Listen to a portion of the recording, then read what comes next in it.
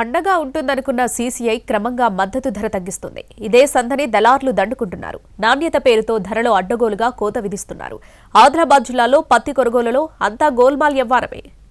కేంద్ర ప్రభుత్వం నిర్ధారించిన మద్దతు ధర ఆదిలాబాద్ ఉమ్మడి జిల్లాల్లో కాటన్ రైతుకు దక్కడం లేదు. సీసీఐ రోజుకో రేటు చెబుతోంది.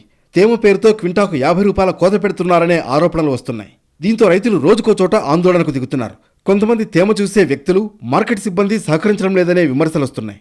మాయిశ్చర్ చెక్ చేసే సమయంలో చేతివాటం ప్రదర్శిస్తున్నారు. ఏకంగా మహారాష్ట్ర నుంచి వచ్చిన పత్తిని సైతం సీసీఐకి చాకచక్యంగా అమ్మేస్తున్నారని రైతులు ఆరోపిస్తున్నారు.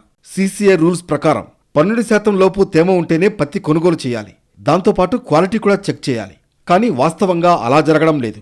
అంతా రూల్స్ ప్రకారమే కనిపిస్తున్నా తెర వెనుక మాత్రం కొందరు చక్రం తిప్పేస్తున్నారని అనుమానిస్తున్నారు రైతులు.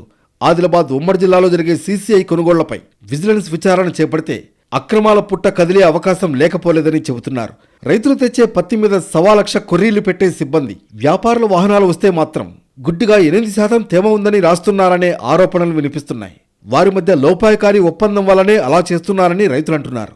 ఇప్పటికైనా ఆదిలాబాద్ మార్కెట్ యార్డుల్లో జరిగే అక్రమ దందాను అడ్డుకోవాలని అన్నదాతలు డిమాండ్ చేస్తున్నారు.